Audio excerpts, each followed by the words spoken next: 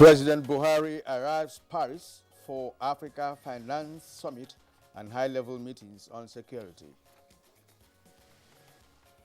Power outage in Kaduna metropolis as NLC warning strike begins today. We are definitely frustrated because most of us, you can see, we are outside. There is no light. Those who have access to refrigerators, all their food stock have been perished. Police arrests 5 suspected rail track vandals. And on Good Morning Nigeria today, we shall discuss attacks on INEC offices and implications for the electoral process.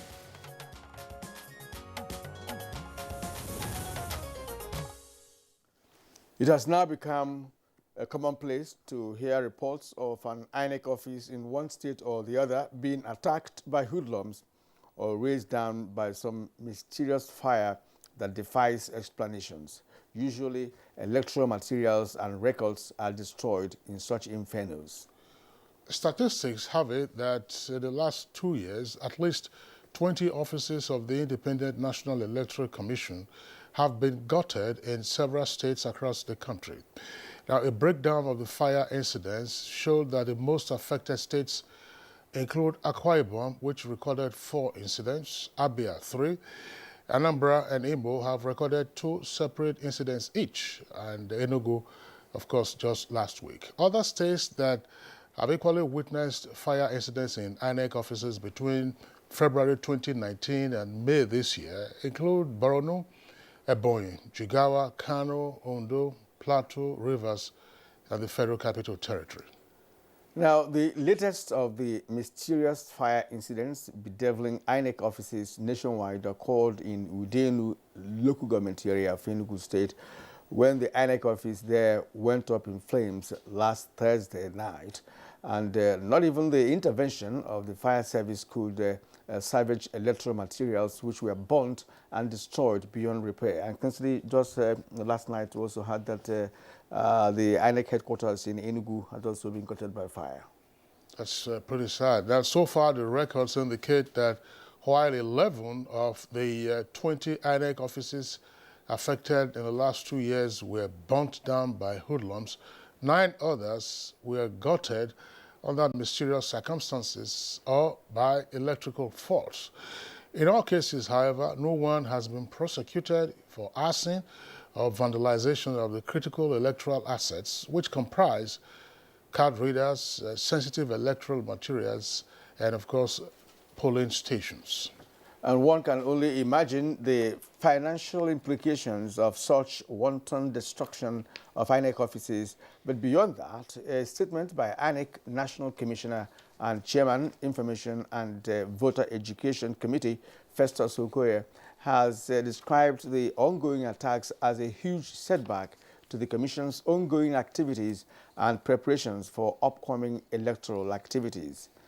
Now, coming at a time when INEC is planning expansion of voters' access to polling units and the resumption of the continuous voter registration exercise ahead of the off-season elections and ultimately the 2023 general elections, the questions to ask are who are those after INEC offices and materials? And what are the implications of such wanton resort to arson for the electoral process? Well, we shall find answers to the critical questions in the course of Good Morning Nigeria today. My name is Kirian Umayo. Welcome to the program. And I'm Kingsley Osadolo. I join my colleague Kirian to also welcome you to the program, reaching you live on the network service of the Nigerian Television Authority, the NTA, and from our nation's capital, Abuja. In the course of the program, we have our complimentary segments of newspaper review and business and others. In the meantime, let's listen to the highlights of the news this morning with Nolene Belame. Good morning, Nolene. Good morning, Kingsley and Kieran. Good morning, Nigeria. Here is the highlight of the news. President Muhammadu Buhari is in Paris, the French capital, ahead of the African Finance Summit. The summit, to be hosted by President Emmanuel Macron, will focus on Africa's economic situation following shocks from coronavirus pandemic, as well as getting relief from increased debt burden. This is about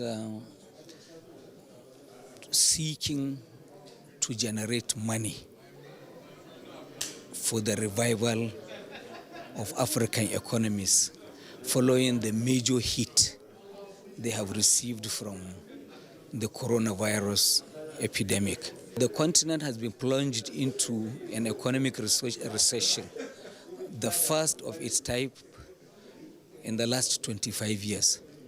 So President Macron is doing something that is very remarkable.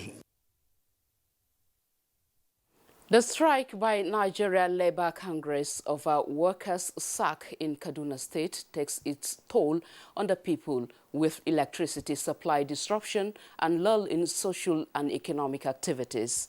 In a compliance with the strike, electricity workers locked down the 33 kVA transmission station, resulting in power outage in Kaduna metropolis and its environs. To refrigerators, all their food stock have been perished. Around account 7, then they take off the light. Up till now, no light. Meanwhile, the Kaduna State Police Command has apprehended 5 suspected rail track vandals at Dale village of Jama local government area and recovered 2 trucks loaded with locomotive railway sleepers. A statement by the Command Public Relations Officer, ASP Mohammed Jalige, says the suspects are currently undergoing interrogation and efforts have been intensified with a view to identifying all those involved in the destruction of critical national infrastructure. The police therefore advises the public to disregard the video in circulation attributing the vandalism to the Abuja-Kaduna rail track, as the 2 incidents have no direct link. The proliferation of light and small arms within and across Nigeria has continued to be the bane of ongoing efforts to end insurgency, banditry and other related crimes bedeviling the country. The fight against the ugly trend has, however, recorded a huge success recently with the arrest of a notorious gun runner from Niger Republic. By a combined team of policemen. I sell the rifles and ammunition to bandits at their various enclaves, especially in Zamfara and Niger states. Away from security to health now, 7 new COVID-19 infections have been recorded nationwide within the last 24 hours, representing the lowest daily statistics in about a year. This brings the country's total confirmed cases to 165,709. The Nigeria Center for Disease Control, NCDC, records show that Niger State reported 5 new COVID-19 infections, while Rivers State reported 2 infections. Active cases nationwide is 7,224. Total recovered cases discharged so far are 156,413, while the death toll is now 2,066. And that concludes the highlight of the morning news. Good Morning Nigeria continues with Kiran and Kingsley after this break. I am Norlin Ebel Ame. Good morning. My name is Boss Mustafa, the Secretary to the Government and the Chairman of the Presidential Task Force on COVID-19. I've just had the rare privilege of taking my first dose of the Oxford AstraZeneca vaccine, and I can tell you that we are doing very well in terms of our response and the administration of the vaccines all over the country. As strategic leaders, we are supposed to lead by example, and the President did precisely that on Saturday with the Vice President, and we are continuing in that particular direction. The essence of taking these vaccines is to help us really fight this COVID-19 virus, and the combination of the non-pharmaceutical measures and the vaccine is the way to go in 2021 and thereafter.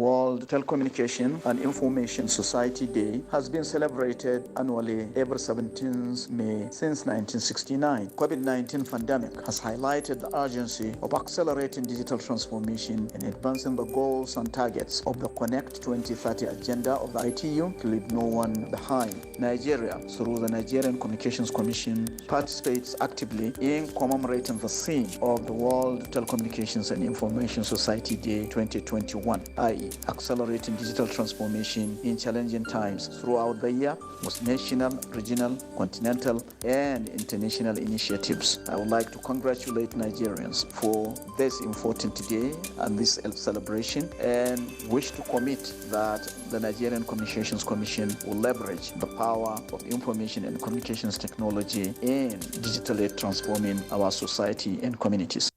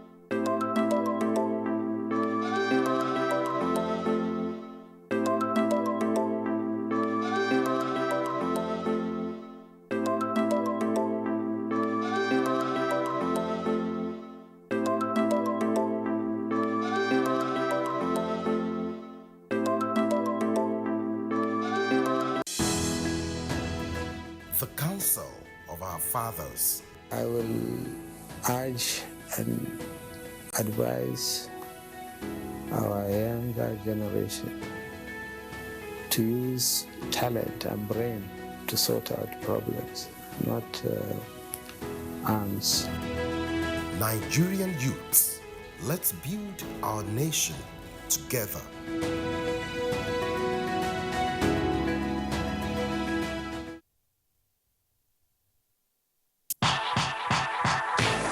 It's the dawn of a new era on NTA's flagship program, the Sports Parliament, revitalized with lots of varieties, including feedback responses from viewers. Sports Parliament, the weekly sports show that exposes all the intrigues in the Nigerian sports sector and projects an agenda on the way forward for Nigerian sports.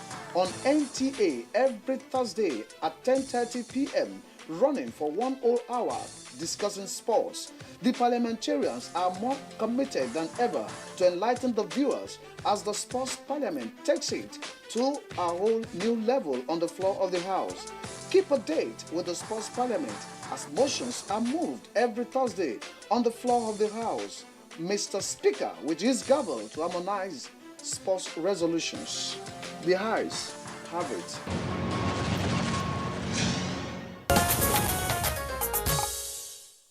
And the program is Good Morning Nigeria on the network service of NTA. Up next is Business News with Comfort Amodu. The growing demand for healthy living has exposed many consumers to the need to consume more nuts and fruits, thereby increasing the passion for date fruit, or dabino as it is locally called. And this has made the sales of this sweet and healthy snack to soar across markets in the FCT. It has a lot of health benefits. It is nutritious. It improves the overall health of anybody, especially women. The bad aspect side of it is becoming too expensive. We have opportunity of exports, but Nigeria is a country that has large market. We are talking about 200 million people. If we are producing to even feed Nigeria alone, you talk about the economic capacity of this span. And right now, for our exports to really attract the kind of foreign exchange we're looking for, we need to start thinking about value addition. And when I talk about value addition, we're talking about processing our raw materials into products that can attract premium pricing. Based on this application, it seems the value and demand for dates will continue to rise. Many thanks, Comfort Amodu, for the business package. Now, coming up next for us, it's Newspaper Review.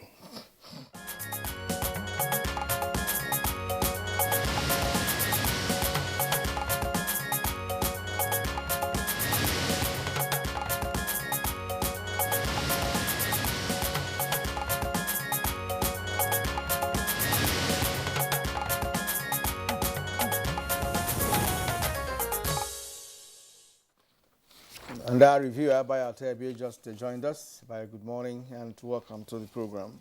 Thank you, Kirian. Good morning. Good morning, Kinsley. All right, Bayo, good to see you. Hope you had a pleasant weekend. Yes, I did. Good morning, Nigeria. All right. Kirian?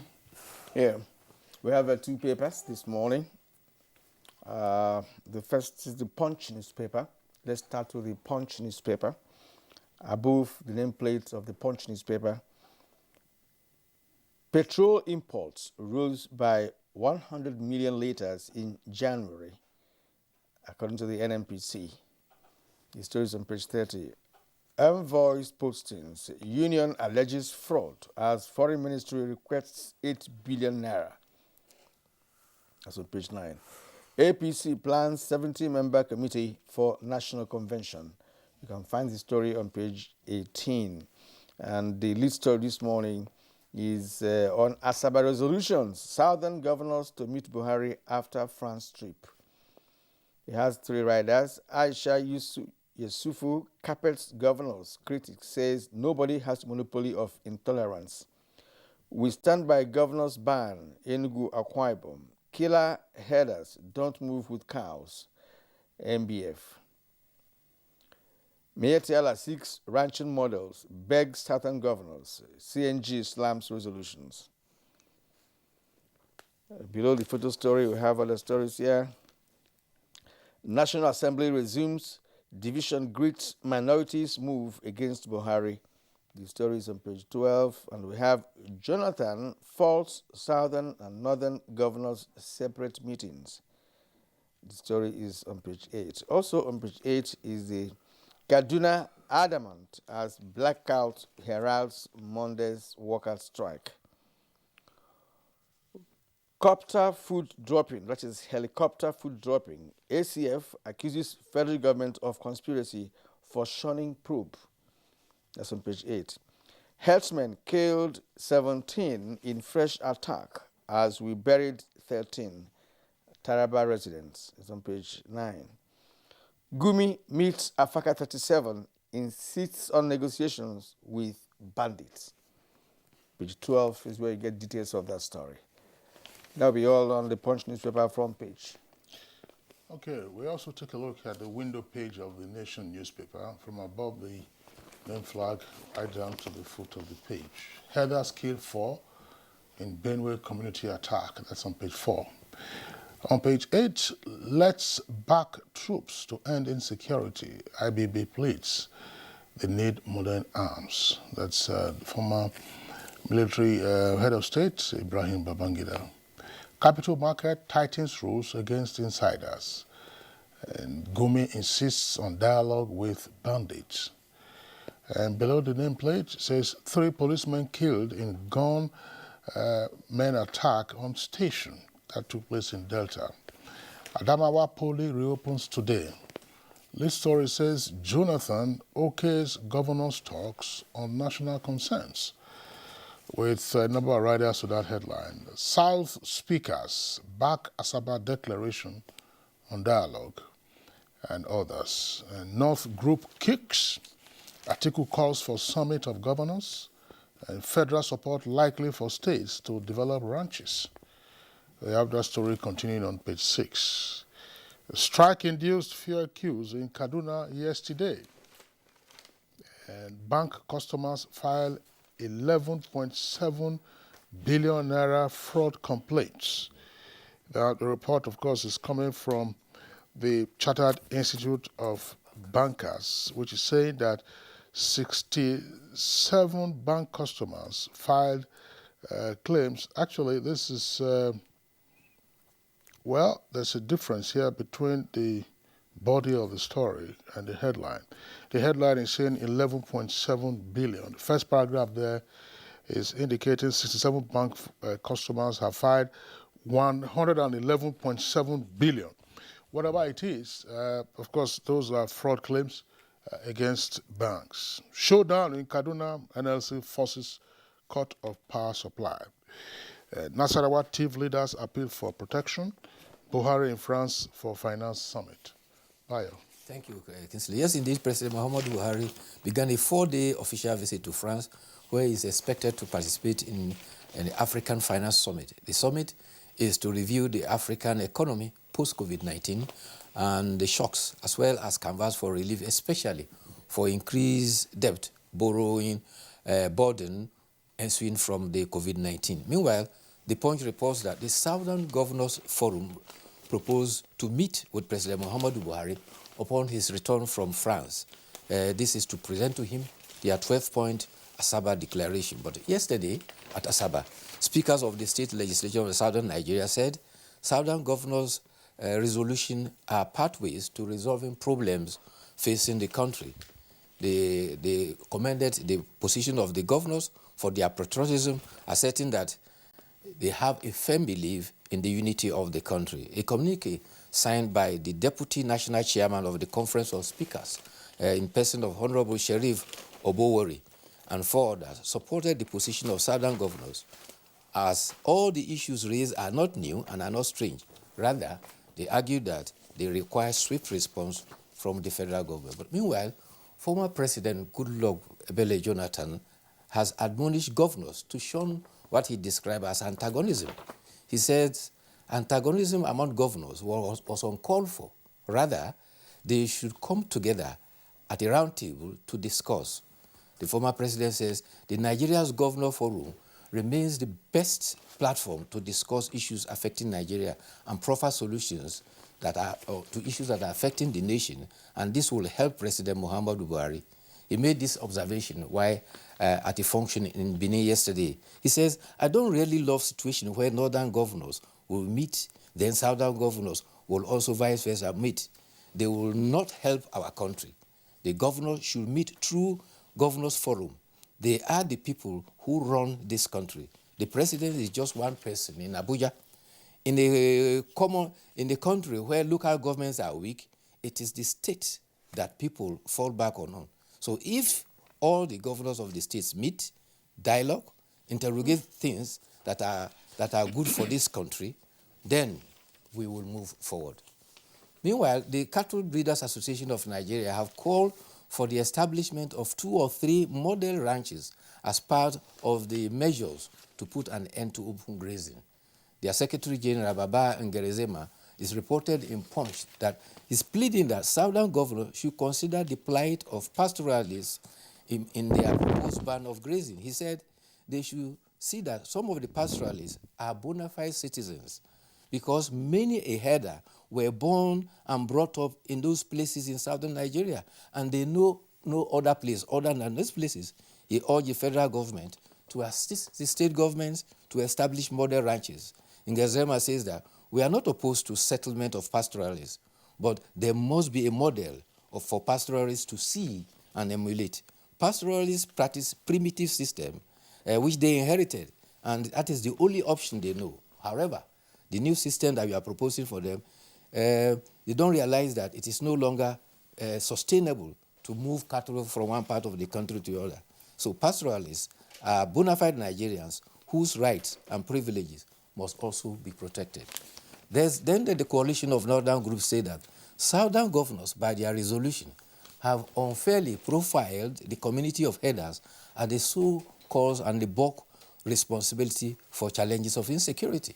The spokesman, Abdulaziz Suleiman, accused the governors of deliberately leaving out the proscribed indigenous people of Biafra and the Eastern Security Network and others, and they failed to acknowledge that development of and population growth is the cause of pressure on land that has led to conflict between migrant herders and local population. They said that just as movement of millions of people from the south into the north has become a permanent and natural movement, the CNG is saying that while repudiating the hostile policy of Southern governors, they demand protection for the cattle breeders until they relocate to the north, so that their ban does not become an obstacle to their movement. But I hope this issue is not taken to a level where it will become more of a national, security problem. One thing I know is that the killer herders that we know today as they don't have cattle.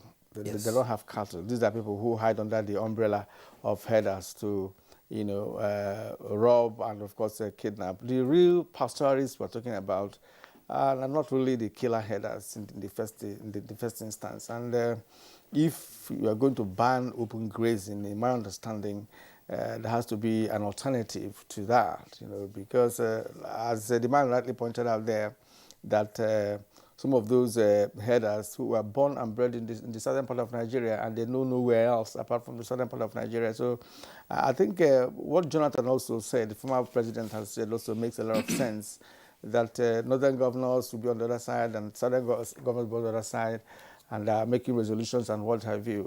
That should have been resolved within the governors' forum, so they can discuss these issues, bring up ideas, solutions, and resolutions and what have you, instead of separate resolutions. And that's going to bring a kind of confusion in all of this. I agree with you, and that was why I went to elaborately to look at the various perspectives, because you see, it's the same one problem, but everybody is looking at it from a different perspective. And sometimes when you look at different perspectives without considering the holistic approach, there's a tendency to have omissions and commissions.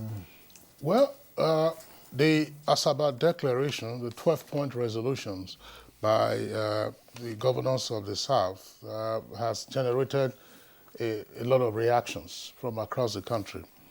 I do hope that we do not lose focus of the core essence of those resolutions, because they are aimed at solving national problems in their own view.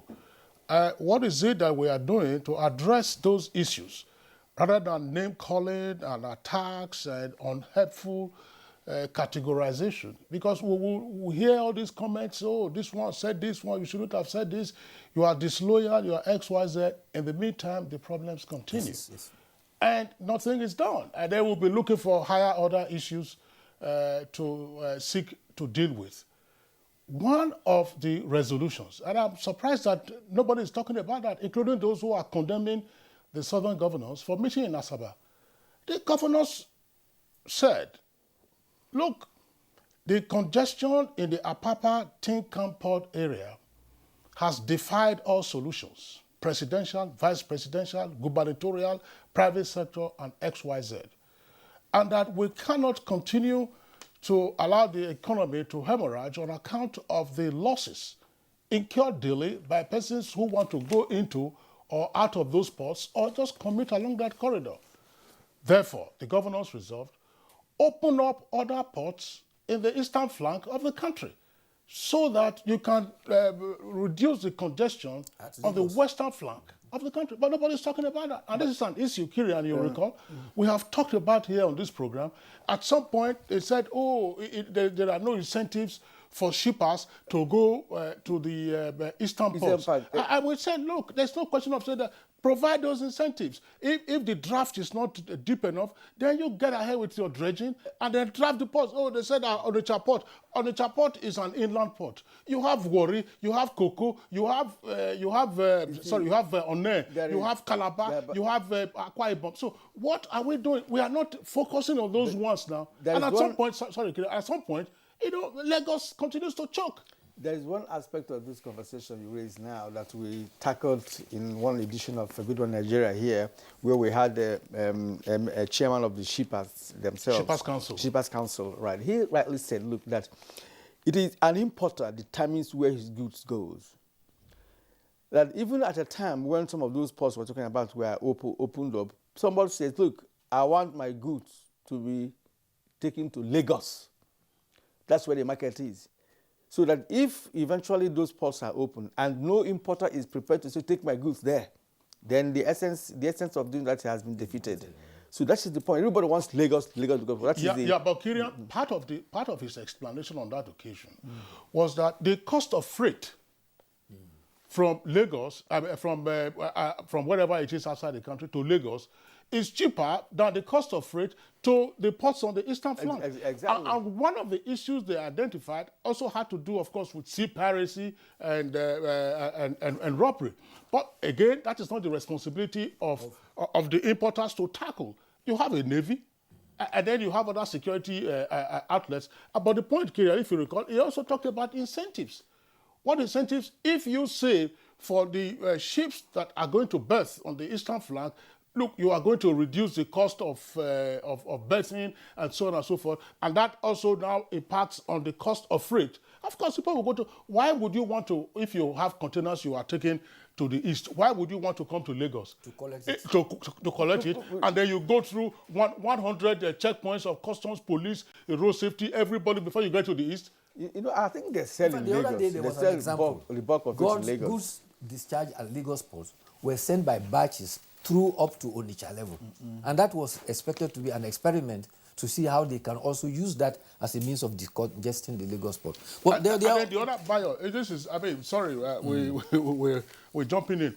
Part of what has also caused this congestion, I recall in the 90s, when they were building all those tank farms around the Apapa, beachland, I was asking myself, what is the meaning of all of this? What is the meaning of all tank farms? And now you have tankers all over the place. Their queue sometimes is from Apapa to well beyond my 12. They are coming straight down, or sometimes even getting to Sele. I don't know what they are looking for. Maybe they want to get petrol, maybe they want to get refined product. But these are the things that, I mean, we say, God forbid, we have handled this on Good Morning Nigeria some years ago. Yeah. What are the fire protection and prevention measures you have in those locations? Wrong. The other two stories I think we need to look at. There is a development in Imo State. The Imo Police Command has announced that they have arrested a man who they claim to be a police spy, and he was part of those responsible for attacking the police command headquarters on April 3rd, including the attack on the correctional field. He's been identified as Michael Osondu.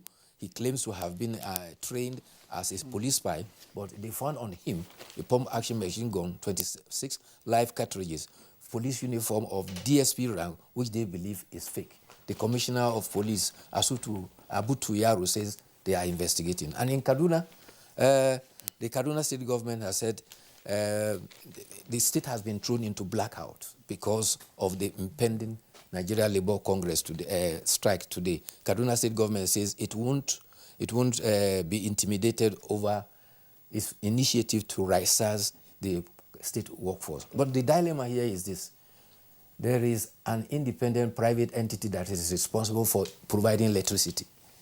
NLC, through its affiliates, have forced a blackout on people who do not own the electricity company, but because there is a dispute with the state government. And the state government is asserting that there is a ban on public procession, and they are all out to see what will come there. So this kind of initiatives is dangerous. The other dangerous one is about banditry, and this is happening in the local government in Shiroro. Bandits have visited about 400 households and collected 200,000 each, making about 8 million, and they have given them guarantee they are free to go and farm. And so they have a link with headers who identify those who have paid, and those who have not paid are not free to move around. So you have a banditocracy happening up in the local government. But this banditry is taking another dimension, right? And yes. I had a privilege of listening to Sheikh Gumi yesterday on one of the networks, right? And he was making it so emphatic that it is necessary for the government to negotiate with the bandits. Because the bandits say they are not criminals. They are just doing their business. They didn't start kidnapping by themselves. It has been there before they started. And they also complain of certain things, the lack of hospitals, water, and what have you, that they're also Nigerians. He's saying that, look, that they are prepared to put down their arms and, of course, get amnesty and all of that. Because the dimension the banditry is taking is very pervasive. And by the time they move from, that what we mentioned now is from in the Niger state, yes, they could do that in some other states. How could that happen? Coming to households and getting money from them, guaranteeing them that they cannot go to farm, there will be no kidnapping again. Then that means they are government of their own, governing those ungoverned areas in Nigeria. And just the previous week, you had the Niger State government raising alarm that about 40 communities have been taken over by suspected Boko Haram insurgents. Well, what you are saying is referred to as protection racketeering. You pay this much, we'll protect you. You don't pay, you face the consequences. Yeah, I call it banditocracy. Well, it's, I don't, well, that's fine, but there's no point, in my view, seeking to glorify or justify the claims of the bandits that they are aggrieved because of the absence or inadequate infrastructure, that there's no power, no water, to accommodate the power and water and other infrastructure should be brought into the forest where they are or the hilly locations where they are located. So that's the point to ask. And that, oh, they didn't just, I don't understand why. Sometimes these are some of the views that ordinarily should not find space in any public medium or even private medium, because it is insulting to the sensibilities of persons who have suffered in the hands of these bandits. But by you raise a very critical point. I think that is something that is going to engage our stakeholders. If the NLC is protesting against the dismissal of, or the retrenchment rather, of 4,000 or so workers in Kaduna, why then are you mobilizing workers in various unions to paralyze activities in Kaduna? What is the privity between those unions and Kaduna state government? I mean, that's something that we're going to worry about. Let's call it a day for this segment. Bayo, thank you so much for your analysis. We hope to see you again tomorrow for more on Newspaper Review. You're watching Good Morning Nigeria on NTA Network Service. We'll take a short break now. When we return, we will be focusing our attention on, of course, the very topical issue for conversation this morning. Contemporary times require practical skills to remain competitive and relevant in your organization. Therefore, take advantage of NTA TV College short proficiency courses to sharpen your professional skills. Intermediate camera operation techniques. Date 17th May to 11th June 2021. 4 weeks. Electrical power, earthing, lighting, UPS, inverter and solar system. Date 31st May to 4th June 2021. 1 week. Studio broadcast equipment and OB operations. Date 14th June to 18th June 2021. 1 week. English grammar and pronunciation for broadcasters. Date 28th June to 23rd July 2021. 4 weeks. The course fee for the 4-week course is 100,000 naira per participant, while the course fee for the 1-week course is 40,000 naira only. Accommodation inclusive. Venue for all the courses is the serene and secure environment of NTA TV College near Old Government House, Rayfield, Jos. For more inquiries, please call 0806 980 9807. NTA TV College, Jos. Training you to be the best you want to be.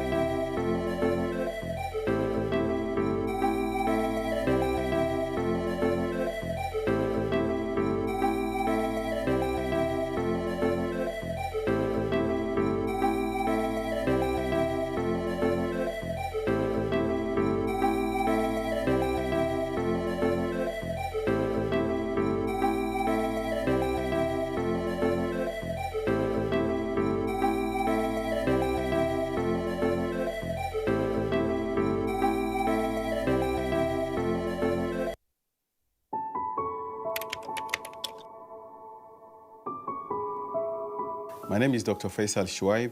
I am the Executive Director and Chief Executive Officer of the National Primary Healthcare Development Agency.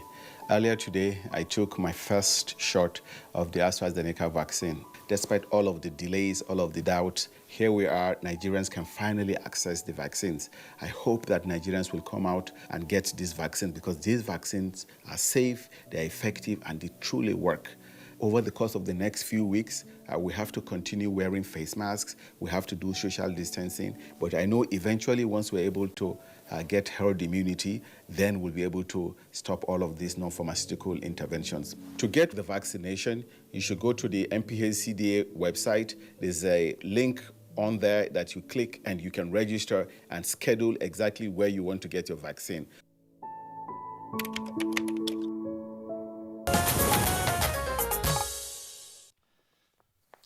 Following the sack of about 4,000 local government workers by the Kaduna State government in April, the Nigerian Labour Congress and affiliated unions have vowed to commence a 5-day warning strike beginning from today to protest the arbitrary sack of workers by the state government.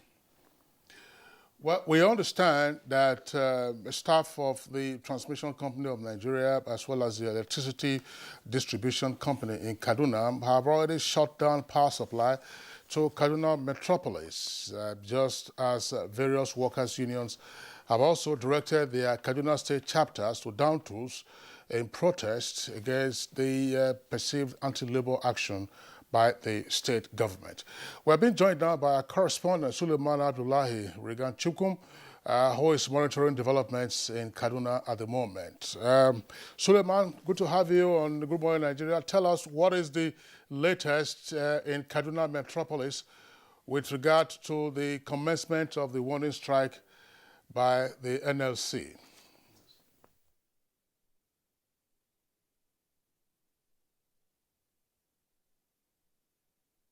Labour Congress. Members of the Nigeria Labour Congress have started trooping into the secretariat since early morning. The stage is set for the commencement of the strike action in the state, as well as peaceful protests in the state by the Nigeria Labour Congress.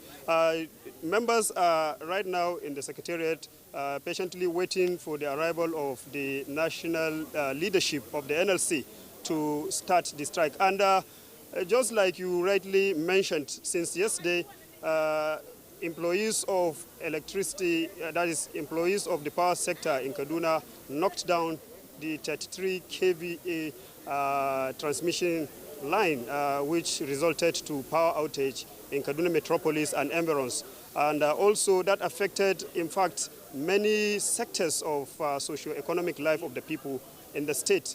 At the same time, yesterday, even in our special report, a background report that we packaged for the network service of the NTA, there were long queues of vehicles at various filling stations because the filling stations too were built to shut down by 12 midnight. So that is the situation now. So members are now ready. They are in different attires, different colors, waiting for the arrival of the national chairman, national president of the NLC.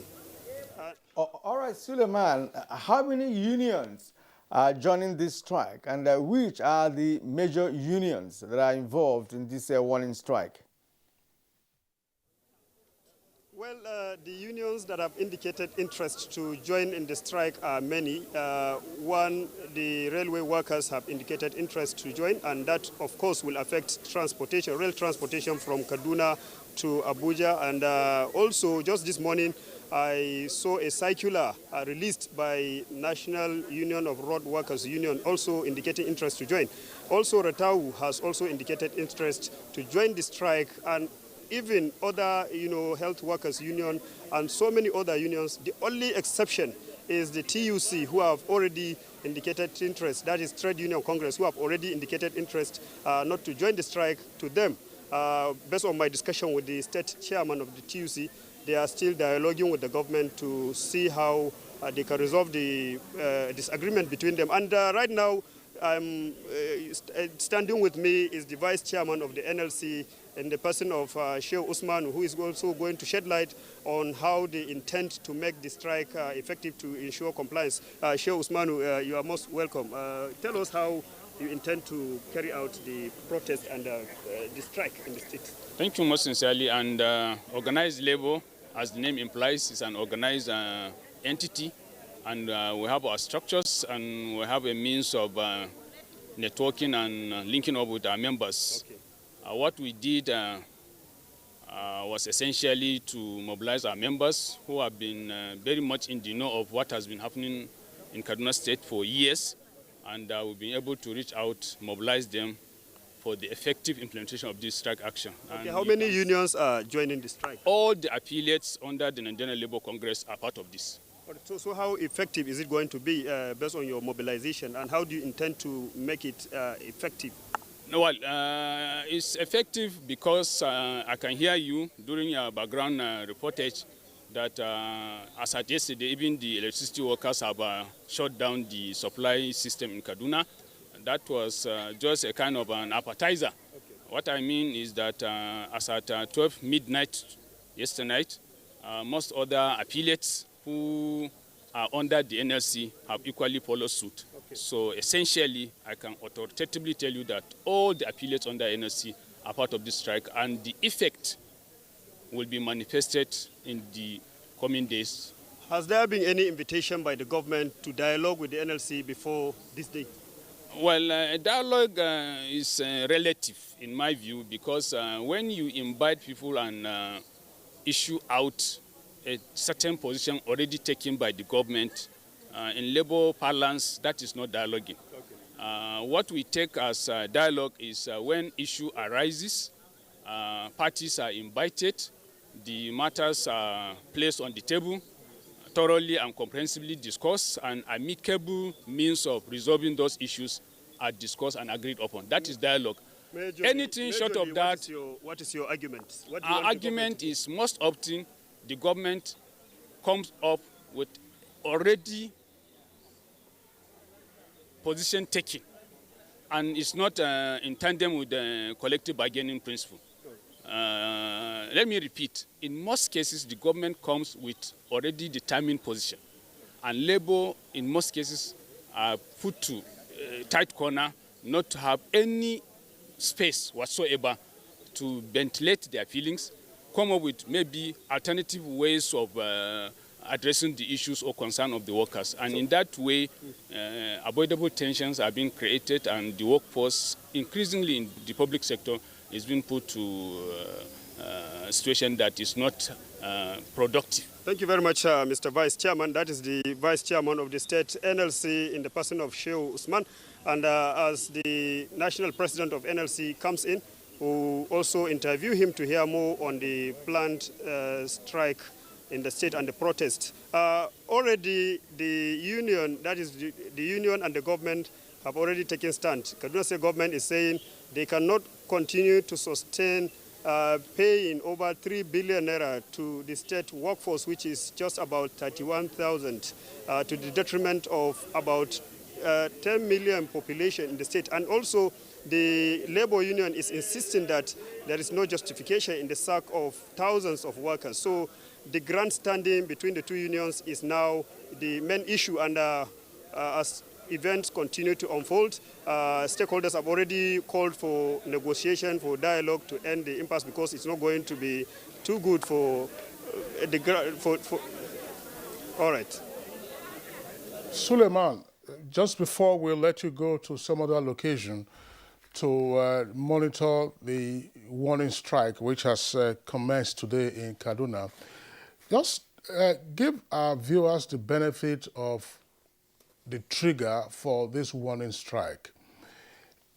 Is it the retrenchment of or disengagement of the 4,000 local government employees, or there are other issues? That's one leg of the question. And to the extent that you still have the deputy chair of the NLC with you there, who says that all affiliate unions of the NLC are going to be involved in this action. Now, the action, of course, is limited, we imagine, to Kaduna State. So will that also involve ASU? Will it involve the Duarte, that is the Union of Air Transportation Employees? Will it also involve the Medical Association, Junsun, and so on and so forth? Who are those that are participating in this strike? Well, actually, let me start with the first question.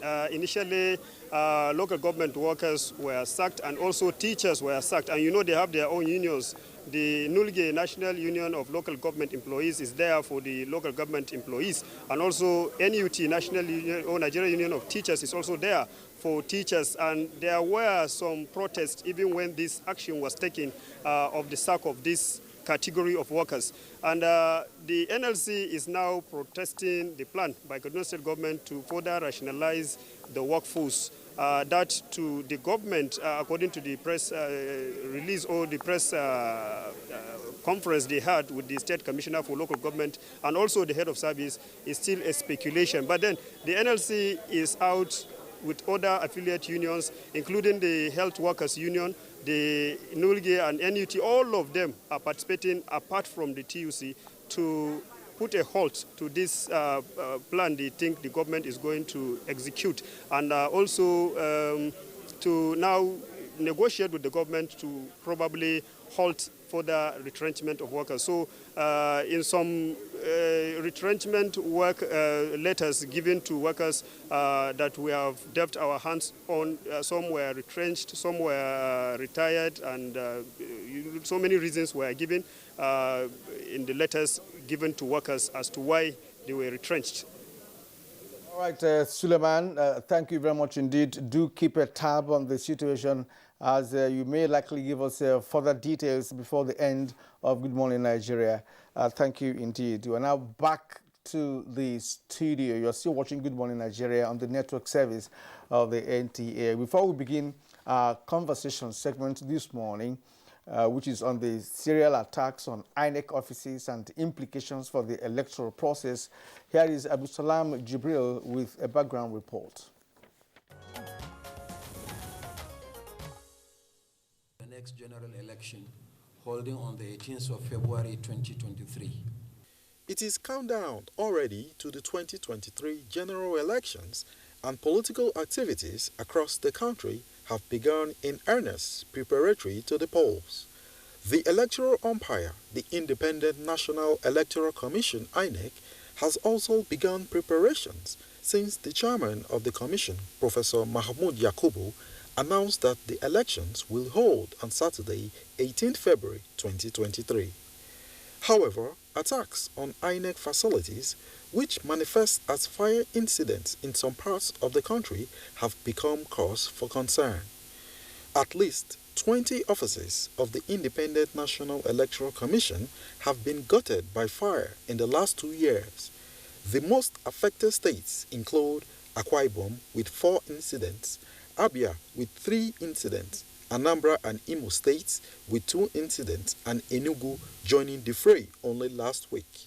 Other states that witnessed fire incidents between February 2019 and May 2021 are Borno, Ebonyi, Jigawa, Kano, Ondo, Plateau, and Rivers states, as well as the Federal Capital Territory. While about 11 INEC facilities were burned down by hoodlums, 8 others were gutted by fire under mysterious circumstances, mostly attributed to electrical faults in these states, including the FCT.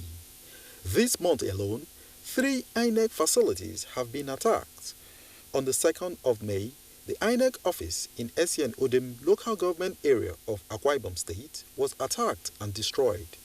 This was followed by another fire incident at the Ohafia local government area office of INEC in Abia State on the 9th of May.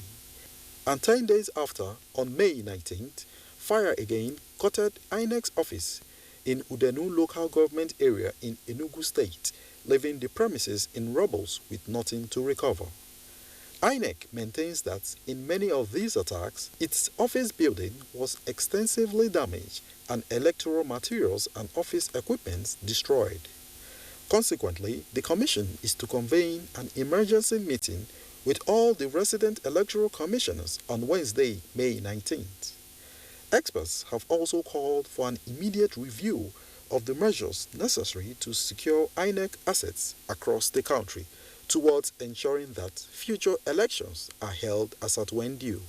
The question to ask is, why the sudden and increased spate of attacks on INEC facilities? Will these attacks constitute a setback on the Commission's preparations, including the ongoing conversion of voting points to polling units, as well as the continuous registration of voters and the conduct of polls? Guests on the program will speak to these issues and more shortly. With us in the studios now to discuss this issue, let's welcome Andy Ezeani. He's head of the Publicity Division of the Independent National Electoral Commission. Andy, pleasure to have you this morning. Good morning. Good morning, viewers. Okay. Also here with us in the studios, it's a regular guest on Good Morning Nigeria, Ezenwa Nwagu, Chairman Partners for Electoral Reform and also convener Say No Campaign Nigeria. Ezenwa, delight to have you on Good Morning Nigeria. Thank you. Good morning. And from Ibadan studio is Professor Emmanuel Remy Ayede, Professor of Political Institutions, Governance and Public Policy, Department of Political Science, University of Ibadan. So you're welcome to the program. Good morning. It's my pleasure to be here this morning. All right.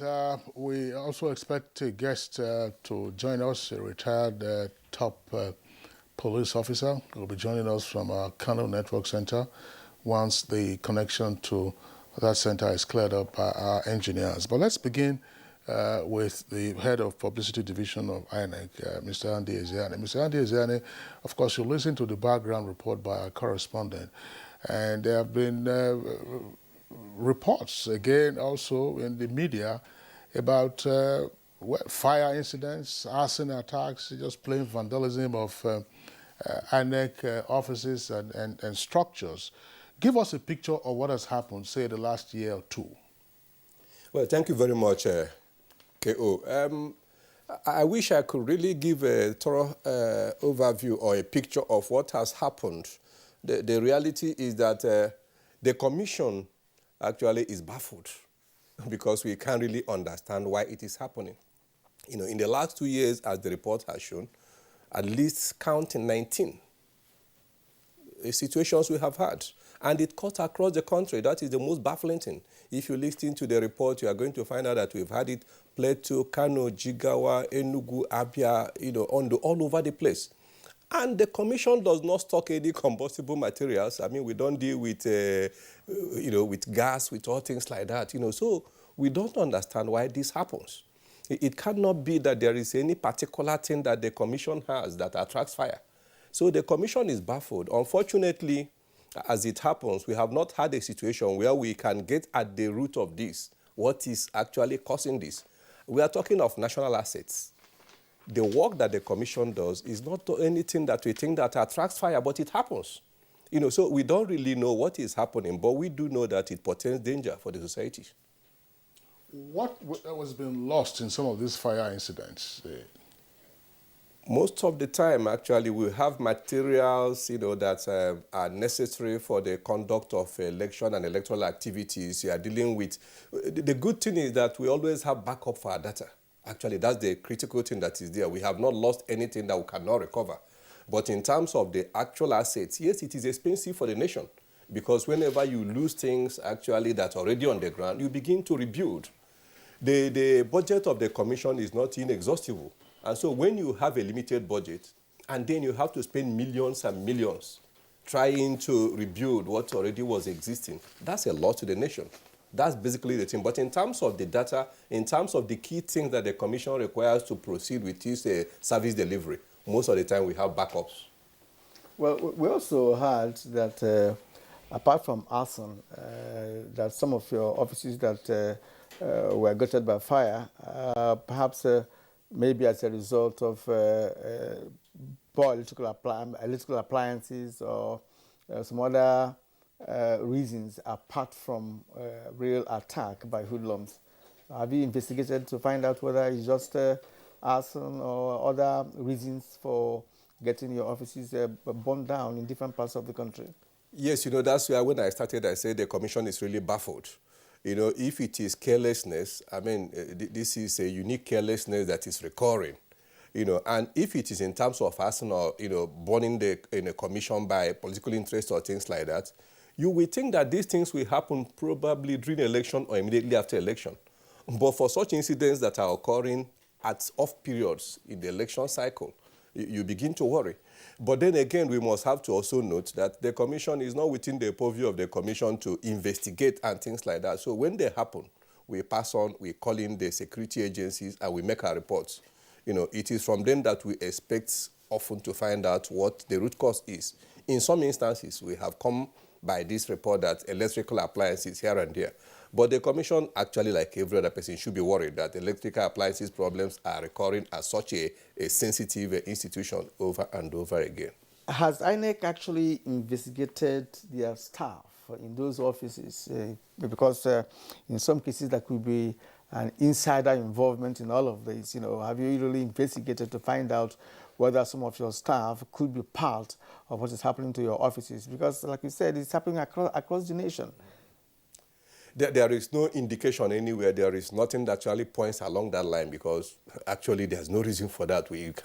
Nobody will know, but I don't think there's any basis for that from the staff. Nothing that we have had so far points to that direction. All right, Mr. Ziane, thank you very much. Ezenwa, let's come to you. What's your reading of these frequent fire incidents involving INEC offices, their equipment and facilities? Well, thank you. Good morning again. I think that I would rather stay on a case-by-case basis rather than create the kind of hysteria that we're beginning to see. Akwa Ibom is unique in the sense that by 2019 there were obvious, attack on INEC facilities. And what has happened is that there are no sanction regimes at all. Nobody has been brought to book. Excuse me. Even when security agencies have materials to, arrest and prosecute those who were involved in those attacks in Akwa Ibom. So we could be clear that where there are political undertones to the attack on INEC facilities, that it is within the plate of the security agencies to be able to deal with that. And sometimes they do have materials to deal with that, as in the particular case of Akwa Ibom, which nothing, as we speak, nothing has happened. And it's not the first time. In 2015, if you remember, in Kano, the commissioner there and were burnt in his house, and as we speak, nobody has been prosecuted. So we need to put a searchlight on the capacity of the security agencies to at least unveil, put out the circumstances under which these things happen, and then we can then be able to say that there's an attack on democracy, there's an attack on democratic institutions when we come from that point. But in Enugu, for instance, you will see that there is no investigations, that from what I've heard, there are no breakages. So it comes to what you were talking about perhaps negligence, perhaps lack of, capacity within INEC itself to be able to deal with these challenges. In many of the cases, it's not clear that it's political. So I'm more interested in us looking at it from the point that there are things that has to happen. And Mr. Andy was talking about the fact that there has not been any indication. Even if there is that kind of thinking that it is orchestrated by political, we must not lose sight of the fact that there are internal collaborators who will assist to do that. And so there might be. Yeah, there might be. So, and there are examples, because many of the things that have happened, untoward things that have happened within INEC, have happened with collaboration internally. No, but this instance of arson. Yes, that's what I'm saying. If you cannot, it's a different category. No, you must be able to spread the paint. You must spread the brush. If you don't spread the brush, you close out your opportunity to find out the truth. And the first thing is that, like the Yorubas will say, what eats the moat is inside it. So we need to be very, very diligent in dealing with that. But I don't think we need to create this mass hysteria. But like I said, if it happened in Akwa Ibom, if it happened in Kano, and as we speak today, 2015, 2019, nothing has been done about it, then we need to be very clear. Then secondly is the implication in terms of the lean budget that and dwindling, resources of the country, where public institutions are burnt. As we speak now, Akwa Ibom has not been rebuilt. Not one block has been added on that, on the things that were destroyed in those local governments and in Uyo, in Akwa Ibom. So I am more interested in seeing INEC determined to collaborate and sometimes call out security agencies, because it is not, it doesn't augur well that you, for instance, you report 14 cases to the police, only to eventually go for prosecution. And then the 10 others, nobody asks questions, nobody pushes to find out what has happened about them. I think that emboldens, even if there are criminals who are thinking in that direction, that nobody will be sanctioned for the things that they do. Yeah, because part of the worrisome thing concerning the spate of burning down INEC offices is the fact that, what does the person or persons stand to gain by so doing? Is there any financial benefit, in doing that? Who is benefiting from that? Because I want to believe, quite frankly, that before a person gets engaged in certain things, there must be some financial gains and what have you. Perhaps there's a point about psychological warfare. Mm.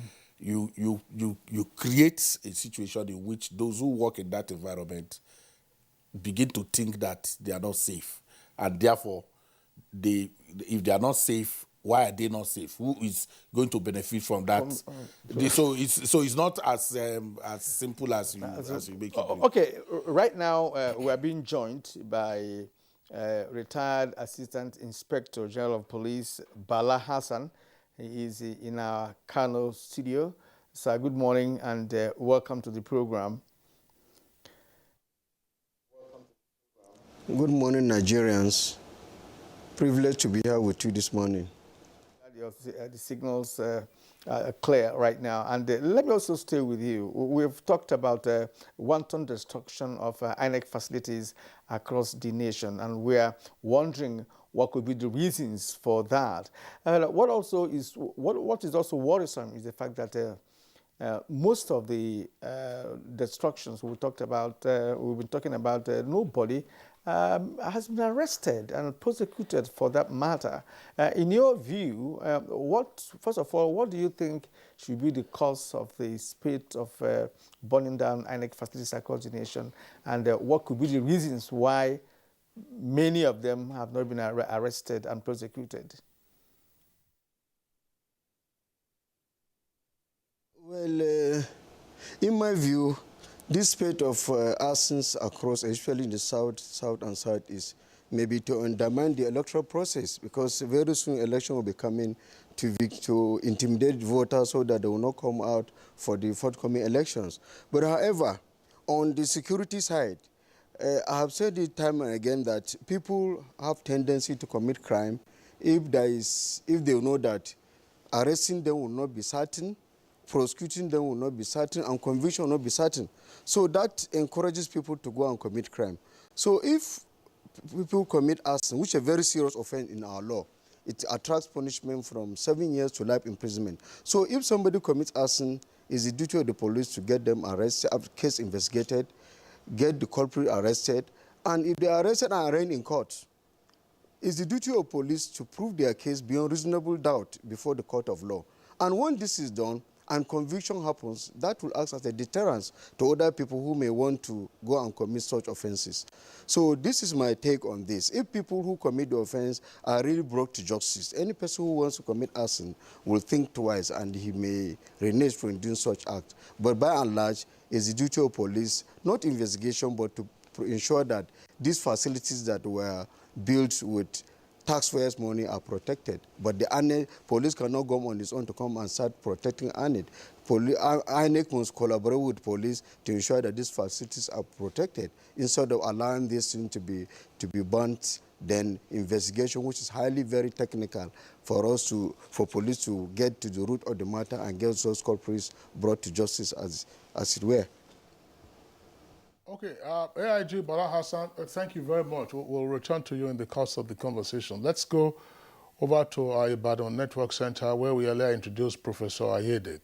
Professor Ayede, you listened to Andy Ezeani, and he raised the curious point about the fact that some of these arson attacks and vandalism of INEC offices are occurring not around the peak of the general election cycle, either immediately before or after. That's to say, before, okay, you want to disrupt the election by raising voting materials, card readers, or after the polls when results have been announced, there are a few hot and angry heads who say, no, we don't agree with these results, and therefore we vent our spleen on INEC and their offices.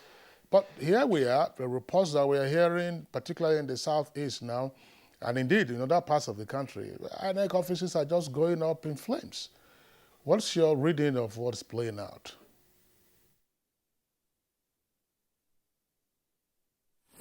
Well, I think two things are very important. The first is the security arrangement that INEC has for most of these offices. If you look at the nature of many of these INEC offices, the equipment are supposed to be very secure, especially where there are historic materials or archival materials that the commission might draw on at any point in time. Secondly, you also want to ask if the offices are insured, because if they are insured, it means INEC is paying money for insurance, and then the insurance are also, companies are also interested in the security of the offices. Now, in terms of the way the incidences have occurred of election season, it does not give the impression that it is tied to politicians or those who want to create an environment of uncertainty for elections. But that doesn't mean that it doesn't have implications for elections. The first implication is that if you look at the electoral process in Nigeria today, you find that we run one of the most expensive elections in the world. Now, if you now have all these incidences of destruction of INEC property, then it means that the budget for election will even increase further. And secondly, it doesn't also show that INEC is enjoying popular support if such incidences continue to occur. And why one cannot blame INEC directly for the incidences, since there are no reports that shows that it is caused by INEC or members of staff of INEC, or that it is the product of conspiracy, by politicians working with insiders in INEC. It's difficult to begin to speculate about the connection with the democratic process. But it's important that if such incidences continue to occur and nothing is done about it, then the question of the security and safety of INEC officials, as well as those who may want to be active in the electoral process, becomes very paramount. And that is why, ultimately, it has very negative consequences for the democratic environment. I think that those incidences have to be thoroughly investigated, and there must be culprits, and those culprits must be made to face the consequences of the action. If this is not done and the incidents continue to occur, then it's a very negative environment for democracy to thrive. All right, talking about consequences and how the culprits could be brought to book, Andy Ezeani, What kind of collaboration exists between INEC and the security agency with respect to protection of INEC facilities across the nation? It has happened several times, and one would expect that INEC and the police should have a formidable approach to that, as to say, look, we have to develop a strategy for protecting these facilities across the nation. What has happened in that direction? Well, if you ask me about the relationship between the Commission and the security agencies, I mean, on the face of it, you can say very close and good relations. Because we have what we call Interagency Consultative Commission on Election Securities. That's as it pertains to elections. But if you go to any INEC office nationwide, you are going to find security men, policemen there. At the headquarters, actually, we have a unit of the police force there at the headquarters. In the local government and the state, you also have there the presence of the police everywhere. There is a limit. We must have to really note this, that the Commission can go in providing such other services outside what it can do. But are you receiving reports from those policemen? So that at every location where you have a facility, there are policemen there. What kind of reports are you getting from those who are posted to man those burnt facilities? Incidentally, you receive reports as things happen in this environment only when things happen. I'm not aware that on regular basis that they file report to say everything is calm for the week, everything is calm for the month. Their presence is there. What we are going to now begin to discuss is with what has happened, how do we take it to the next step where we can probably be receiving the type of report you are talking about, in which case we are going to take it a lot more serious now in coming to comb the Commission on weekly, on daily basis to file the reports to make sure that it's now 24 hours activity, whether there is election coming or not. Like I started from the onset, what is baffling about this and why we must have to take this serious is the spread. October 2020, Ondo. April 2021, Kano. May 3, Esedodim, Akwa Ibom. May 9, Ohofia, Abia State.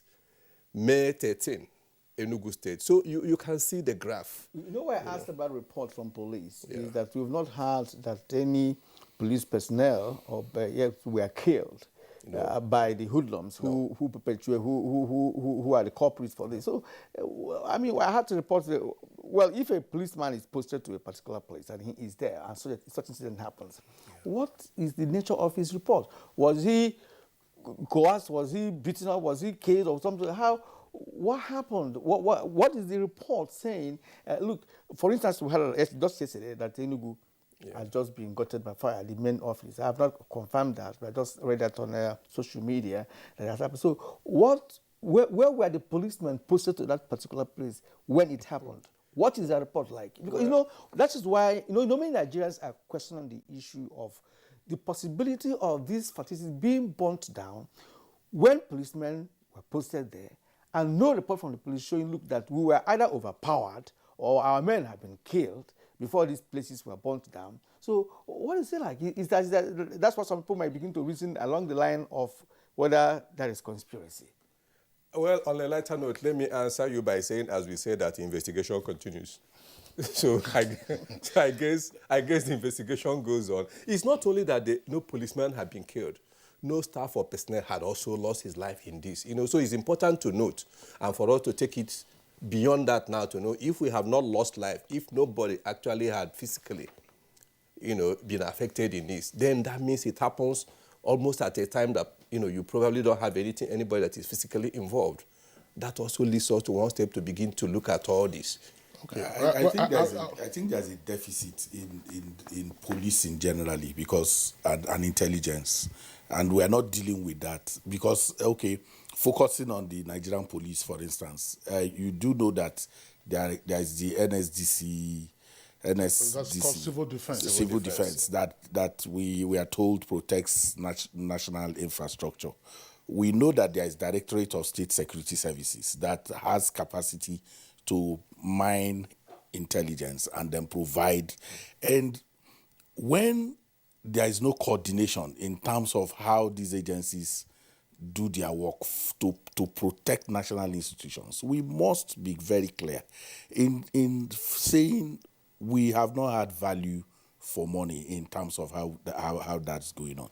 If you have a pattern like this, as it has been stated, my sense is that the Directorate of State Security Services should be able to tell Nigerians in clear terms whether these are external or extraneous, or whether they are natural. If that explanation is not coming, we can't continue to, because if you say hoodlums, there has to be somebody has to break into somewhere to be able to come from the outside. And if you have taken the scope of INEC offices across the country, you will see in front of most of those offices there is the APC, the what do you call, the armored personnel carriers. You have police all over the place. You have SSS. If you want to, just a visitor, you want to visit somebody inside, the place is made to look like a fortress. So if then it's happening that your offices are getting burnt, because the coordination, that interagency consultative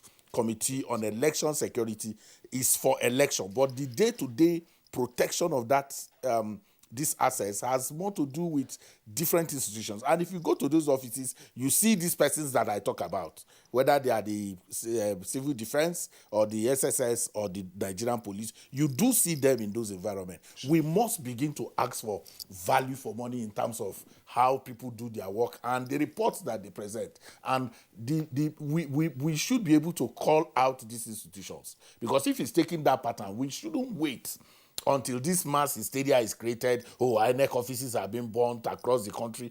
When we do that, we also trigger, unknowingly, we trigger, some fear, and then some also ideas for some people. But if it's caught if we cut it at this point now, where we educate Nigerians and say, look, on case by case basis, Ondo, what happened? What is the report about Ondo? Was it a breakage? Was it internal? So I remember that when Ondo happened, somebody was dispatched from Abuja. The national commissioner was there. When he came back, did he tell us anything? What did we hear about it? There's a closure. Nigeria closes every matter. After Kano, the burning of those places, what happened? Was there a closure? We must come to a point where we conclude issues and say, when it happened there, this is what happened, this is what happened, and this is what happened. Thank you very much. Let's bring in AIG Bala Hassan into this. Retired AIG, of course, give us the benefit of your policing experience as well as law, because SNY is raising a very critical issue of supervision, coordination, and then action on reports brought in by a number of agencies that are involved in security efforts. Obviously, I mean, the DSS, you would imagine, would have their ears to the ground and have their eyes wide open to pick up any information. And then the police who are physically present should also have their own reports if they are going after any of the hoodlums, as if that's not a new ID. They will also have that. And the civil defense to say, look, this is what happened. But in particular, look, a fire incident occurs, say, in Akwa Ibom or in Kano where you are or elsewhere. Do we have a comprehensive report from the various agencies where people sit down, I mean, not the general public, by the way, because it's not every matter you put out in the public domain, to say, we are evaluating what happened, these are our reports, this is what happened there, this is what we are going to do to go after the suspects, get the suspects, drag them in, and of course, seek to prosecute them and nail them, plus preventive measures. Do we have a sense of this, or is everyone acting in a different silo, and in the end, the matter gets buried? Well, as for investigation of cases of arson and deliberate burning of INEC facilities, I will expect when it comes to arson involving conspiracy within INEC, there is not much a policeman guarding INEC office within the perimeter can do, because if there's conspiracy, not much can be done. But what will be more significant is the protection of INEC offices across the Federation should be the responsibility of the various state commands the area commands, and the divisional police officers. With what is happening now, one would expect in every command, most of these offenses happen at night. So in every command, there is what we call the command incident duty officer, because after 6 o'clock, the commissioner will have closed, most senior officers have closed. The command duty officer has a responsibility to go around and check critical infrastructures like the prison, the INEC office, commissioner's residence, all other important places, and see that the men who have been posted there, they are not only there, but they are at alert. So when this is done on a regular basis, then this will act as a deterrence to any person who will come to come and attack INEC offices. And it should not end only in the police headquarters. The area command too should monitor INEC offices within their areas, while the DPOs within their various local governments. So this thing should be done in collaboration with INEC itself. Since they have an interagency body, continuum security agencies, this thing should be put at their doorsteps. The DPOs, the area commanders, the commissioner of police should set up, which I know they do have, but with what is happening, I expect every command duty officer or assistant commissioner of operations every night to ensure that these INEC offices are visited, prisons are visited, all places that are likely to be target of attacks are visited, so that to thwart any attempt by miscreants to undermine the electoral process. So I believe prevention is better than cure. If we can reinforce all these INEC offices and ensure that every night these places are visited till morning, and a report sent to the INEC offices, which will be sent to their headquarters there. I think closer monitoring on what is happening in the offices will help to deter this type of arson that, of course, is a very serious offense. But there is no policeman you put to guard INEC offices, then a miscreant comes in, then he will just allow him to burn the places, because the offense of, as I said earlier, it's a very serious, it's a felonious offense. Any offense that carry imprisonment to life, to subject of life imprisonment, the police has power to use all means available to deter, to prevent that thing from happening. So it's not just enough to put police officers to guard INEC. Those police officers should be visited and ensure that during their tour of duty, they are vigilant and they are doing what they're supposed to do, so that after their tour of duty in the morning, nothing happens to the facilities, and all these reports should be sent from the local level to the area command level to the commissioner's level, who I know will have a close interaction with the Abuja, whereby they'll be relating this thing on 24-hour basis. All right, thank you. I'm really worried about one aspect of, what retired AIG said. If a policeman is posted to guard INEC office and arson is coming there and he is present, he will either confront them or he runs away if his face will be overpowered. And from what we understand about police posting, it is day and night. It's 24 hours. Right. And even if the arson is carried out in the wee hours, the policeman will know. That's why I earlier asked you about, the report from the police guarding those places. Now, behind every crime, there must be a motivating factor. There must be a sponsor. There must be a beneficiary. Money must have exchanged hands. There's no criminal that will go out in the wee hours or in the middle of the night to go and burn down a place without benefiting from it. So I want to bring in Professor Ayede here, who is in Ibadan. So, do you think that there is conspiracy when it comes to the issue of the arson on INEC facilities? Because, as I just painted a scenario, that there must be a motivating factor, there must be a sponsor, someone is benefiting from it, whether there's election or no election. So what, in your opinion, do you think is the reason why this has persisted? Because we just heard about Enugu yesterday. More could happen as time goes on.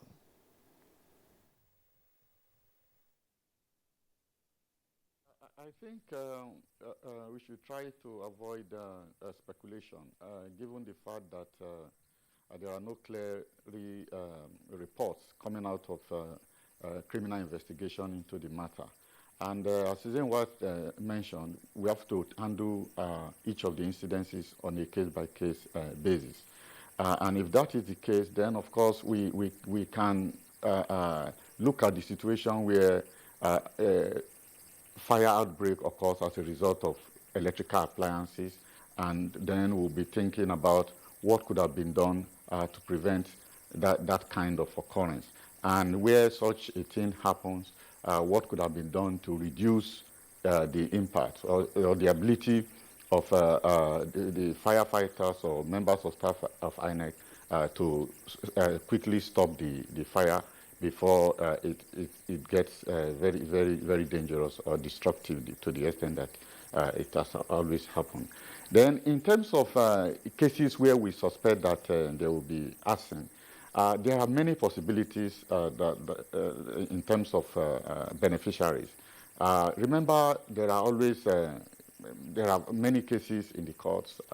INEC materials often need to be inspected, and some of them brought to the court in the course of electoral disputes. And some of these disputes take a long period of time. So that can be a basis for some form of conspiracy to destroy some of the INEC materials.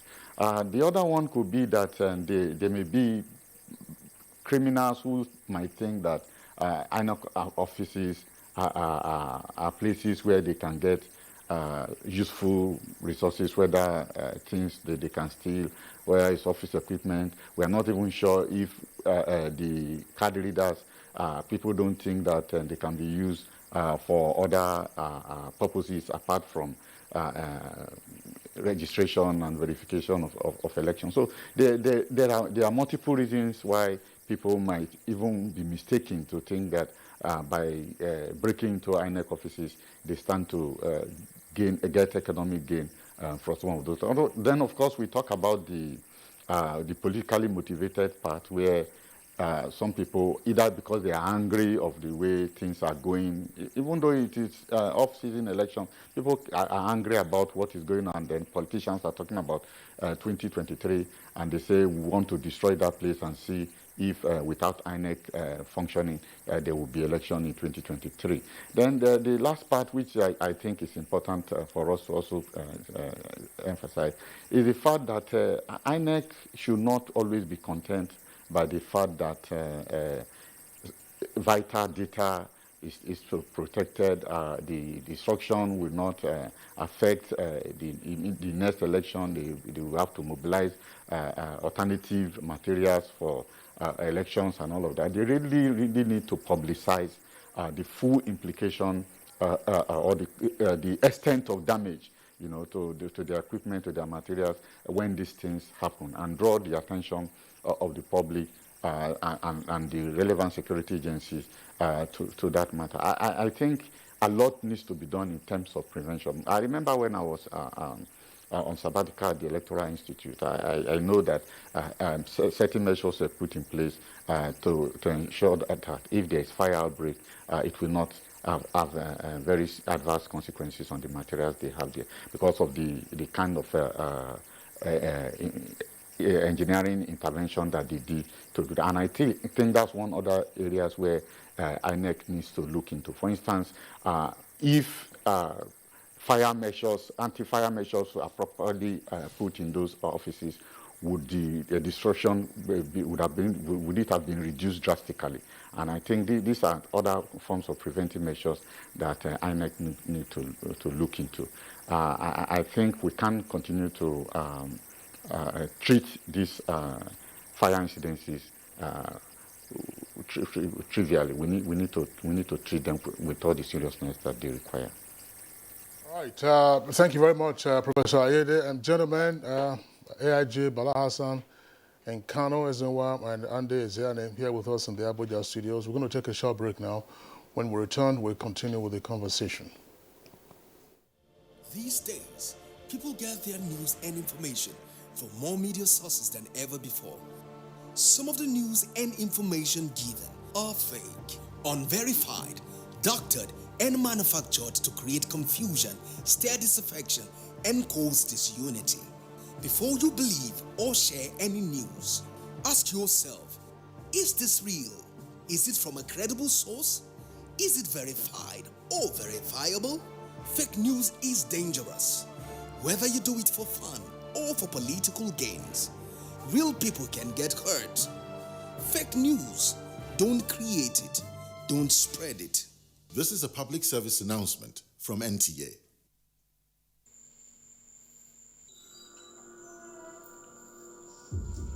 Life can be very eventful. We curiously expect things to happen, even when we don't know what. Our human nature makes us like and repost lots of information. Some are unverified, inciting anger and hate. Sometimes innocently, other times the urge to break it first. This, in most cases, has caused destruction in many nations.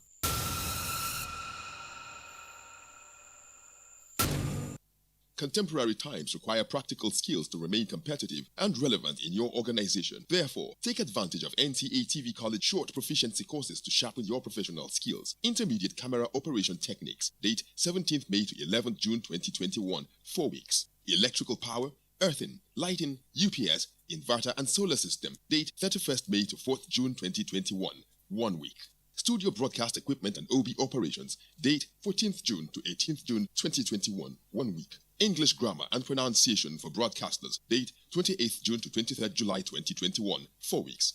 The course fee for the 4-week course is 100,000 naira per participant, while the course fee for the 1-week course is 40,000 naira only. Accommodation inclusive. Venue for all the courses is the serene and secure environment of NTA TV College near Old Government House, Rayfield, Jos. For more inquiries, please call 0806-980-9807. NTA TV College, Jos. Training you to be the best you want to be.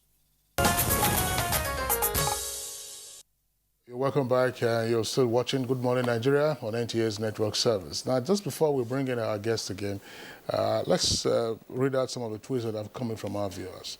The late Jack Solomon: INEC should not succumb to arsonists whose motive might be to create fear in the minds of voters and sabotage the conduct of the next general elections. But good governance and transparent electoral ethics will go a long way in discouraging such dastardly acts as a rise. All right, Mike Anyako is also strong in the kind of language he applied here. Attacks on INEC facilities in recent times are despicable, reprehensible, malicious, unnecessary, and highly condemnable.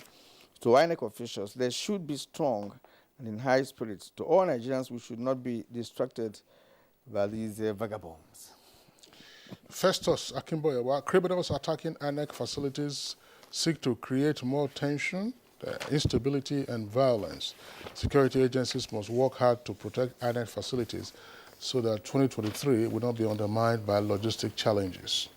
Jibril Salisu: all criminal acts stand condemned. Security agencies need to intensify efforts in fishing out perpetrators. They should deploy more surveillance and protection to INEC structures and to all public facilities, especially in volatile areas. It's a democratic saboteurs at work. Francis Obi: INEC ought to have vital data on servers and well backed up. But if the current situation is not checked, that is the current situation of destruction of INEC facilities, the 2023 election might be bloody and security operations would have a tough time. Law Alpha C: attacks on INEC offices across the country are senseless and most unwarranted and will definitely impede the operations of the agency even before the 2023 general elections. One wonders why security agencies have not made arrests so far. Usman Banu Kantu: now, those destroying INEC facilities have their ulterior motives. Nevertheless, INEC should install CCTV cameras to apprehend the criminals with a view to exposing and punishing them accordingly. Murutala Oke: NSCDC, that's civil defense, was set up to secure critical national assets. They should do their work.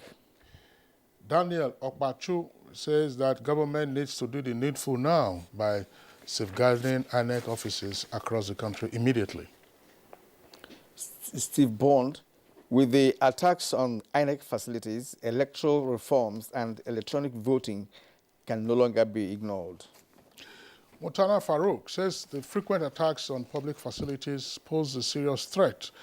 I therefore call on the aggrieved youths to desist from such attitude, because if they become political leaders tomorrow, what would they build upon?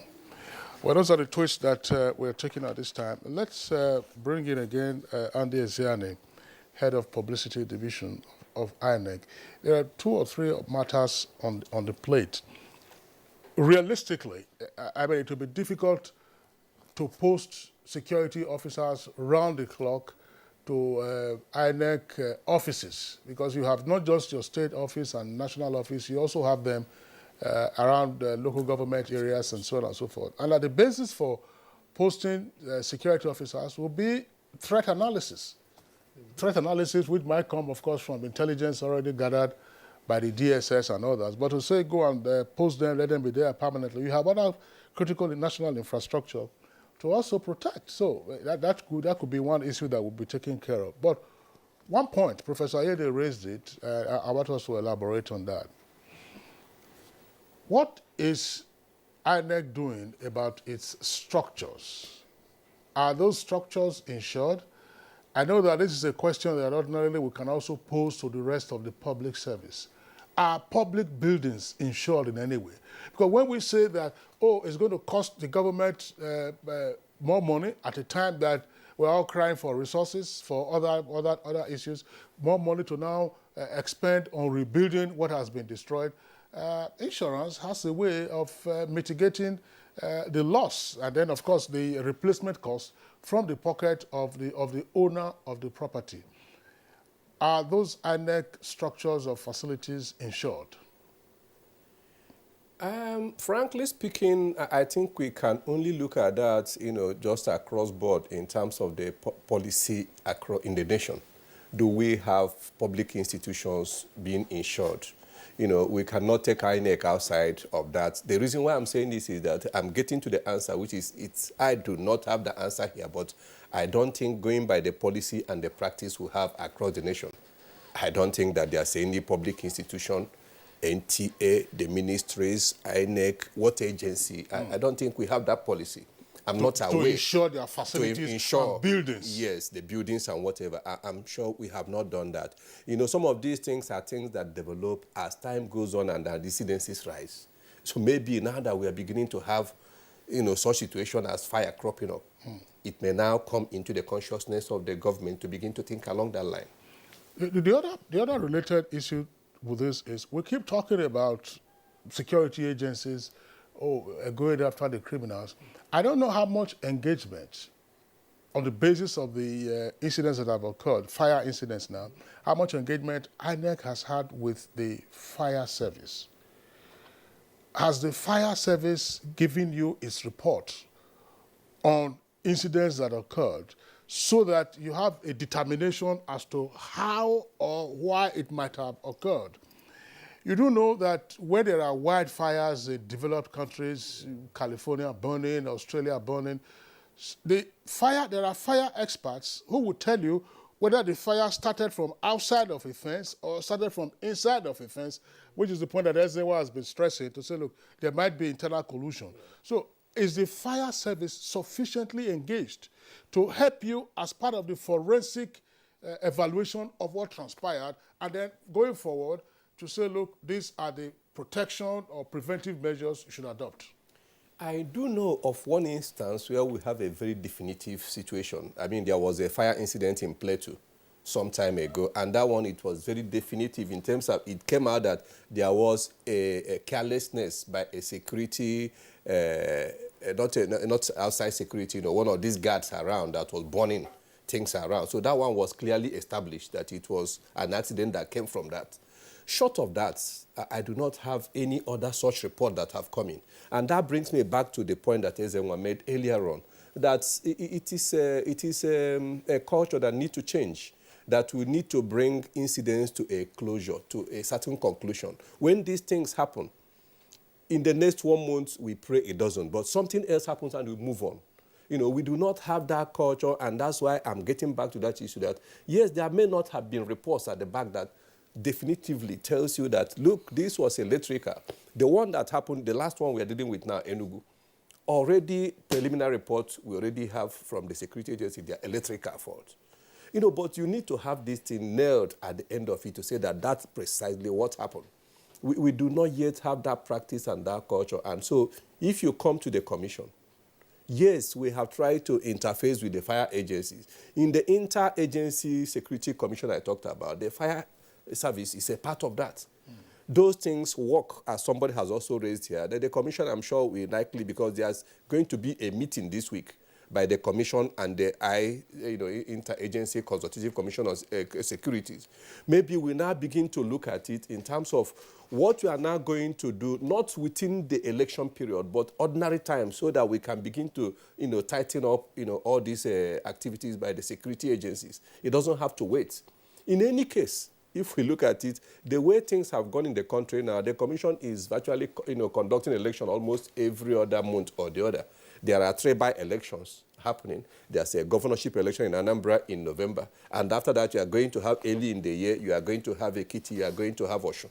So if you talk of electoral cycle, the way things have evolved in the country, the commission is virtually conducting election almost every other month now. So we may have to tighten up all these security arrangements. It doesn't have to wait for general elections for us now to know that there are flashpoints here and there. Now we may have to do that. And to answer your question, directly, yes, the commission may now have to insist on the fire service coming in and giving a very definitive answer on whatever happened to this, so that it can guide us going forward. But you can only go to fire service if they were invited, during the inferno. Almost always they're invited. They're invited. And most of the your facilities that were gutted by fire, none of them was saved by fire service. Therefore, it may be that they came late, or that perhaps they were not called, or that they came late, and they cannot even determine what is the cause of the fire. If you don't come in good time to... No, Kieran, that's not the case.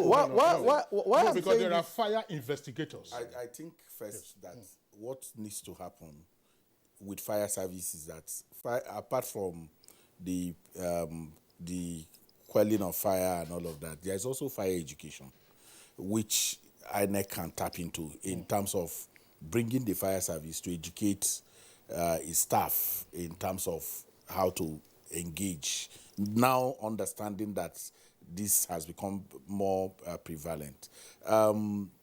More importantly also is to also find out from the states.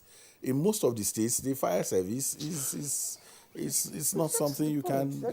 So let's understand our circumstance. But education, I think, is critical. I think it's important that we are able to coordinate. This coordination issue is a challenge. But I need to put it out here that public institutions in Nigeria must desist from being protective of each other's deficiency. If there is a support system that you require, and you are not getting that support system, it's not healthy to paper over it, and then in hushed tones you complain about it. The relationship between INEC and the security agencies, the game needs to be upped in a way that Nigerian people can benefit from that relationship. And the reason I say this is that if you look at electoral offenses and the level of prosecution that has happened, you will find out that the number is so ridiculous compared to the number of people who INEC have actually sent files to the police. So that gap, INEC is not able to call out those who are responsible for dealing with prosecution and ensuring that these people who perpetrate this. Having said that, I think also that we need and require bigger capacity. INEC can think about having a fire department. There is nothing that precludes it from setting up a small department within its own institution. Or firefighting equipment within their facilities. No, not just firefighting, but a proper department. And then Kingsley talked about insurance, and Mr. Andy talked about policies. The whole idea about independence independent is the ability to also understand your own circumstance and understand the relative importance of the work that you do, and then think through it. There is nothing that says that a government institution cannot ensure its own facilities, Assets, yeah. especially those that are very critical in terms of, so that when there is this kind of situation. So if there is this emergency meeting, that can become an agenda for that emergency meeting. So that it's not just ritual, because we also have a ritualistic way of relating with everything. Oh, fire is burning in INEC. INEC has called an emergency meeting, and then after the emergency meeting, what has happened? We need to be able to say, after this emergency meeting, 1, 2, 3 things clearly have been, established and determined in moving forward. All right, gentlemen, we are actually running out of time, but I'd like Bala Hassan to give us his final thoughts on this matter, especially with respect to how INEC facilities can be manned by security agents. Well, it's a common knowledge that police, especially in the southeast and southwest, are overstretched, because I can see the police in a local government leaving its area when they are vulnerable to go and be protecting INEC. So that synergy between INEC and the police must be properly enhanced, because what I mean here is that if there's any deficiency, police, I know at the command level, it's easier for the Assistant Commissioner of Police Operations to arrange visit to INEC headquarters in any of the states. But for a divisional police officer that he has a car that is not fueled, properly fueled, the motor is rickety, the INEC must come to the assistance of the divisional police officers that is outside the state capital to ensure that when there is arrangement for security there, the divisional police officer makes it a point of duty to go and visit those men posted there to ensure that no arson takes place.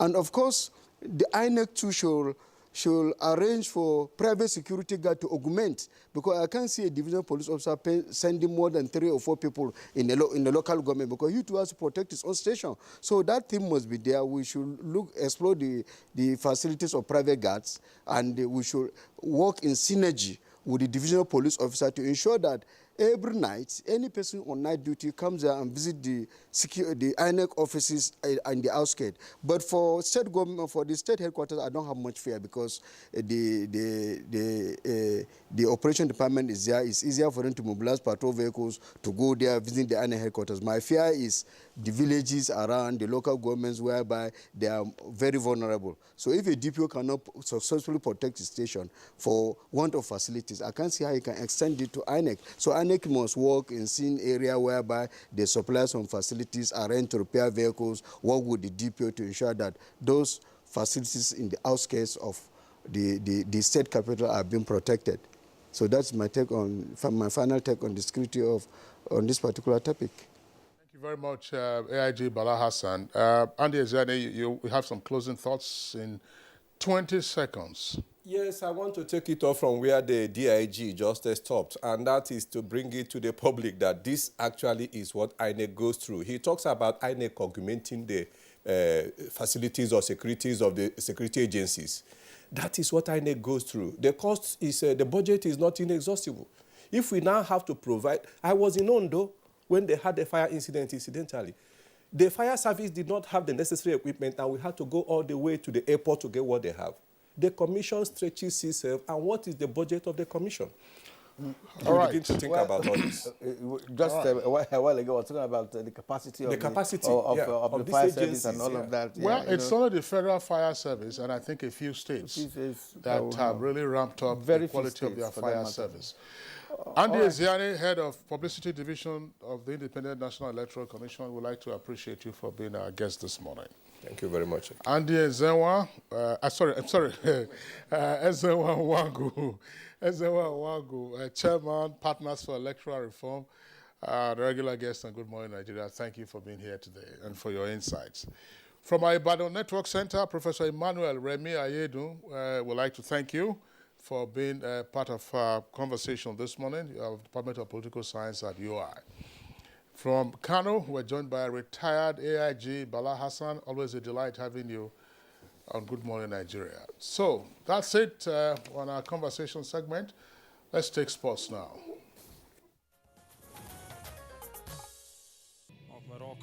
Eyimba Football Club suffered a humiliating 4-1 defeat to Pyramids in Sunday's CAF Confederation Cup first leg quarter-final clash. Due to the coronavirus, and there we have an opening goal from nowhere. Former Remo Stars forward Victor Bauma gave the People's Elephant an early lead in the first minutes, but it was not enough to save Fatai Osho's men against their away defeat. The Egyptian side secured victory thanks to a brace from Ibrahim Adal and efforts from Ramadan Soib and Adala El Said.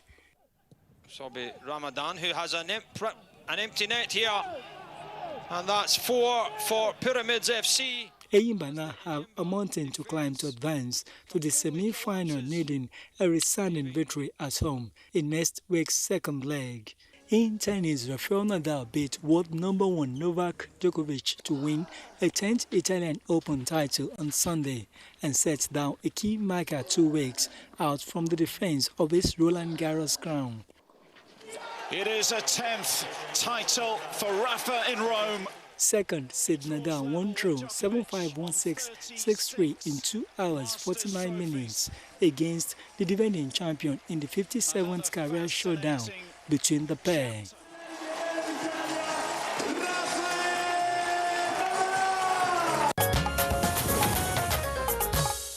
Well, and that's Good Morning Nigeria for today. We thank you for watching. Join us again tomorrow when we'll bring you a fresh edition of the Good Morning Show. My name is Kirian Umaya. Do have a great day. And asking you to take care of yourself, I'm Kingsley Osadolo.